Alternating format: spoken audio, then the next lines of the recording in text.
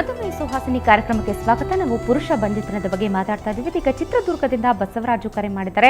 ಬಸವರಾಜು, ನಿಮ್ಮ ಪ್ರಶ್ನೆ ಏನಿದೆ ಕೇಳಿ, ಡಾಕ್ಟರ್ ನಮ್ಮ ಜೊತೆ ಇದ್ದಾರೆ. ಹಲೋ ಸರ್, ನಮಸ್ತೆ. ನಮಸ್ಕಾರ ಬಸವರಾಜರವರೇ, ಹೇಳಿ. ನಮಸ್ತೆ ಸರ್. ಹಲೋ ಸರ್, ನಮಸ್ತೆ.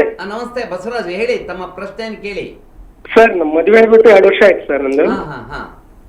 ಸರ್, ನಮ್ಮ ಮನೆಯವ್ರಿಗೆ ಪೀರಿಯಡ್ಸ್ 25 ಡೇಸ್ಗೆ ಆಗುತ್ತೆ. ಸರ್, ಮತ್ತೆ ನೀವೆಲ್ಲ ಹೇಳ್ತಿಲ್ಲ ವಸ್ತು ರೀಸನ್ ನನ್ನ ಹತ್ರ ಇದೆ ಸರ್. ಅದೇ ಪುರುಷರಿಗೆ ಶಿಶ್ನ ಬಂದ್ಬಿಟ್ಟು ನಿಮೋರಿಕೆ ಮತ್ತೆ ಟೆಸ್ಟಾಯ್ಡ್ ಎಲ್ಲ ಕರೆಕ್ಟ್ ಆಗಿದೆ ಸರ್. ನಿಮ್ಮ ಪರೀಕ್ಷೆಗಳೇನ್ ಮಾಡಿಸಿದಿರಿ? ನೀವೇನ್ ಪರೀಕ್ಷೆ ಮಾಡಿಸ್ಕೊಂಡಿದ್ದೀರಿ? ಸರ್, ಪರೀಕ್ಷೆ ಮಾಡಿಸ್ಕೊಂಡಿಲ್ಲ ಸರ್. ನೀವು ಹೇಳಿದ ಪ್ರಕಾರ ಅನ್ಕೊಂಡೆ ಸರ್ ಅಷ್ಟು ಲಕ್ಷಣಗಳಿದ್ದಾವೆ ಅಂತ. ಇದೆ, ಆದ್ರೆ ನೀವು ಪ್ರಪ್ರಥಮವಾಗಿ ವೀರ್ಯ ಪರೀಕ್ಷೆ ಮಾಡಿಸ್ಕೊಂಡ್ಬಿಡಿ.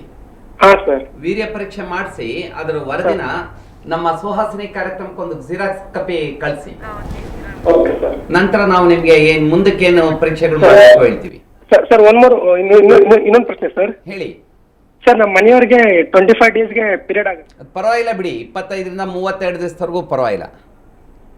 ಓಕೆ, ಈಗ ಗಂಗಾವತಿಯಿಂದ ಹಿರೇಮಠ ಅಂತ ಕರೆ ಮಾಡಿದ್ದಾರೆ. ಹಿರೇಮಠ ಅವರೇ, ನಿಮ್ಮ ಪ್ರಶ್ನೆ ಏನಿದೆ ಕೇಳಿ. ಹಲೋ ಸರ್, ನಮಸ್ಕಾರ. ನಮಸ್ತೆ ಹಿರೇಮಠ ಅವರೇ, ಹೇಳಿ ತಮ್ಮ ಪ್ರಶ್ನೆಯನ್ನು ಕೇಳಿ. ಸರ್, ಈಗ ತಾನೇ ಹೇಳಿದ್ರಿ ಋಷಾಣಗಳಲ್ಲಿ ನೀರು ತುಂಬಿದ್ರೆ ಅಂದ್ಬಿಟ್ಟು. ಹೌದು ಸರ್, ಈಗ ಋಷಾಣದಲ್ಲಿ ನೀರು ತುಂಬಿದ್ರೆ ಪ್ರಾಮ್ ಏನ್ ಎನಿ ಪ್ರಾಮ್ ಅಂದ್ರೆ ಈಗೆಲ್ಲ ನಮ್ಮ ಮದುವೆ ಆಗಿದೆ, ಮಕ್ಕಳಾಗಿದೆ. ಆ ಋಷಾಣಗಳಲ್ಲಿ ನೀರು ತೆಗೆದು ಮಾಡ್ಬೇಕಂತ ಹೇಳಿದಾರೆ. ಈಗ ತುಂಬಿದ್ಯಾ? ಈಗ ಈಗ ತುಂಬಿದೆ. ಸ್ಕ್ಯಾನಿಂಗ್ ಮಾಡಿಸಿದ್ರಾ? ಸ್ಕ್ಯಾನಿಂಗ್ ಏನು ಮಾಡ್ತಿಲ್ಲ ಸರ್, ಒಂದು ತುಂಬಿದೆ ಅಷ್ಟೇ. ಅದು ಸ್ಕ್ಯಾನಿಂಗ್ ಮಾಡಿಸ್ಬಿಡಿ, ಮೊದಲು ಸ್ಕ್ಯಾನಿಂಗ್ ಮಾಡಿಸಿ. ಹಲೋ. ಓಕೆ, ಬೆಂಗಳೂರಿಂದ ರಾಜು ಕರೆ ಮಾಡಿದ್ದಾರೆ. ರಾಜು, ನಿಮ್ಮ ಪ್ರಶ್ನೆ ಏನಿದೆ ಕೇಳಿ. ಸರ್, ನಮಸ್ತೆ ಸರ್. ಶರತ್ ಕುಮಾರ್ ಸರ್. ನಮಸ್ತೆ ರಾಜುರವರೇ, ಹೇಗಿದ್ದೀರಿ? ಸರ್, ಚೆನ್ನಾಗಿದ್ದೀನಿ ಸರ್. ನಾನು ಬೆಂಗಳೂರಿಂದ ಸರ್. ಹೇಳಿ ಸರ್, ನನ್ಗೆ ಜಸ್ಟ್ ಈಗ 26 ಸರ್ ಇಯರ್ಸ್ ವಯಸ್ಸು ಬಂದ್ಬಿಟ್ಟು. ಸರ್, ನಂಗೀಗ ಒಂದು 6 ಮಂತ್ಸ್ ಬ್ಯಾಕ್ ನಂಗೆ ಟೆಸ್ಟಿಸ್ ಸ್ವಲ್ಪ ಪೇನ್ ಬರ್ತಾ ಇತ್ತು ಸರ್. ಡಾಕ್ಟರ್ ಕೇಳಿದ್ಕೆ ಅವರು ಸ್ಕ್ಯಾನಿಂಗ್ ಮಾಡಿಸ್ಲಿಕ್ಕೆ ಹೇಳಿದ್ರು. ಡಾಪ್ಲರ್ ಅಂತ ಹೇಳಿದ್ರಲ್ವ ಅವಾಗಲೇ? ಹೌದೌದು, ಮಾಡಿಸಿದ್ರಾ? ಹ್ಞೂ ಸರ್, ಅದ್ರಲ್ಲಿ ಮಾಡಿಸಿದಾಗ ಅದ್ರಲ್ಲೇನೋ ನೋ ಹೈಡ್ರೋಸಿಲ್ ಮತ್ತೆ ನೋ ವೆರಿಕೋಸಿಲ್ಸ್ ಅಂತ ಬಂದ್ಬಿಟ್ಟು. ಹೌದೌದು. ಲೆಫ್ಟ್ ಸೈಡ್ ಅಲ್ಲಿ ಸ್ವಲ್ಪ ಲಿಂಗಿಯಲ್ ಹರ್ನಿಯಾ ತರ ಸ್ಮಾಲ್ ಆಗಿದೆ ಅಂತ ಹೇಳಿದ್ರು ಸರ್. ಸೊ ಆಪರೇಷನ್ ಮಾಡಿದ್ರು. ಅದಕ್ಕೆ ಮಾಡಿದಾರಾ? ಹ್ಞೂ ಸರ್, ಆಪರೇಷನ್ ಆಗಿ ಆಗ್ಲೇ 2 ಮಂತ್ಸ್ ಆಯ್ತು. ಬಟ್ ಆಗ್ಲಿ 15 ಡೇಸ್ ಬ್ಯಾಕ್ ಇಂದ ಮತ್ತೆ ಸ್ವಲ್ಪ ಲೈಟ್ ಆಗಿ ಪೈನ್ ಬರ್ತಿದೆ ಸರ್ ನನ್ಗೆ. ಹೌದಾ? ಇದರಿಂದ ಏನಾದ್ರು ಮುಂದೆ ನಂಗೆ ಮ್ಯಾರೇಜ್ ಆದಾಗ ಸೊ ಮಕ್ಳಿಗೆ ಪ್ರಾಬ್ಲಮ್ಸ್ ಇಲ್ಲ. ಅದಕ್ಕೂ ಇದಕ್ಕೂ ಏನು ನೇರವಾದ ಸಂಬಂಧ ಇರ್ಲಾರ್ದು. ಆದ್ರೂ ಒಂದ್ಸರಿ ವೀರ್ಯ ಪರೀಕ್ಷೆ ಒಂದ್ಸರಿ ಮಾಡಿಸ್ಬಿಡಿ ಸರ್. ಆ ಟೈಮಲ್ಲಿ ನಾನು ವೀರ್ಯ ಪರೀಕ್ಷೆನೂ ಮಾಡಿದ್ರು ಸರ್.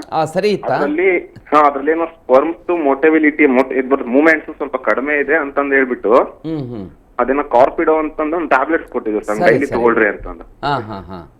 ಈಗ ಅದು ತಗೊಂಡಿದ್ದೀರಲ್ವಾ? ತಗೊಂಡಿದ್ದೀರಾ ಅದು ಟ್ಯಾಬ್ಲೆಟ್ಸ್? ಡೈಲಿ ತಗೊಳಕ್ಕೆ ಅಂದ್ರೆ ಒಂದು ಬಾಕ್ಸ್ ಅಂದ್ರೆ ಒಂದು 100 ಇದಾವೆ ಸರ್ ಟ್ಯಾಬ್ಲೆಟ್ಸ್ ಅದರಲ್ಲಿ. ಸರಿ ಸರಿ ಬಿಡಿ, ಡೈಲಿ ತಗೊಂತಿದ್ರು. ಆಲ್ಮೋಸ್ಟ್ 1 ಮಂತ್ ಇಂದ ಡೈಲಿ ತಗೊಂತಾ ಇದೀನಿ ಸರ್. ಸರಿ ಸರಿ, 3 ತಿಂಗಳಾದ್ಮೇಲೆ ಮತ್ತೆ ವೀರ್ಯ ಪರೀಕ್ಷೆ ಮಾಡಿಸಿ.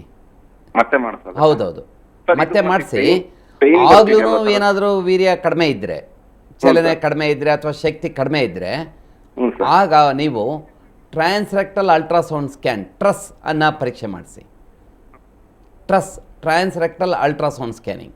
ಓಕೆ, ಅವ್ರಿಗೆ ಉತ್ತರ ಸಿಕ್ಕಿದೆ ಅನ್ಕೊಳ್ತೀನಿ. ಡಾಕ್ಟರ್ ಶರತ್ ಕುಮಾರ್ ಅವರೇ, ತಮ್ಮ ಬಿಜಿ ಶೆಡ್ಯೂಲ್ನಲ್ಲಿ ಬಿಡುವು ಮಾಡಿಕೊಂಡು ಪುರುಷ ಬಂಧಿತನದ ಬಗ್ಗೆ ಸಾಕಷ್ಟು ಮಾಹಿತಿ ಕೊಟ್ಟಿದ್ರಿ. ಧನ್ಯವಾದ. ಸುಹಾಸಿನಿ ಕಾರ್ಯಕ್ರಮಕ್ಕೆ ಬರೋದಕ್ಕೆ ತುಂಬ ಸಂತೋಷ ಆಗ್ತದೆ.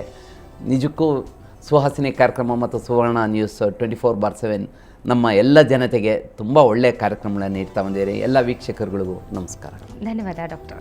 ನೋಡಿದ್ರಲ್ಲ ವೀಕ್ಷಕರೇ, ಸಂತಾನಹೀನತೆಗೆ ಹೆಣ್ಣು ಮಗಳೊಬ್ಬಳೇ ಕಾರಣ ಆಗಲ್ಲ, ಪುರುಷನು ಕೂಡ ಮುಖ್ಯ ಪಾತ್ರ ವಹಿಸ್ತಾನೆ. ಹೀಗಾಗಿ ಹೆಣ್ಣು ಮಕ್ಕಳನ್ನ ಬಂಜೆ ಅಂತ ಅವಹೇಳನ ಮಾಡದೆ ಪುರುಷರಲ್ಲೂ ಕೂಡ ಸಾಕಷ್ಟು ಸಮಸ್ಯೆಗಳಿರುತ್ತೆ. ಆದರೆ ಆತಂಕ ಪಡುವಂಥ ಅವಶ್ಯಕತೆ ಇಲ್ಲ. ಅದಕ್ಕೂ ಕೂಡ ಸಾಕಷ್ಟು ಚಿಕಿತ್ಸೆಗಳಿದೆ. ಆ ಚಿಕಿತ್ಸೆಗಳ ಬಗ್ಗೆ ನಾವು ಮುಂದಿನ ದಿನಗಳಲ್ಲಿ ತಿಳಿಸ್ಕೊಡ್ತೀವಿ ಅಂತ ಹೇಳ್ತಾ ಇವತ್ತಿನ ಸುಹಾಸಿನಿ ಕಾರ್ಯಕ್ರಮ ಮುಗಿಸ್ತಾ ಇದ್ದೀವಿ. ನಮಸ್ಕಾರ.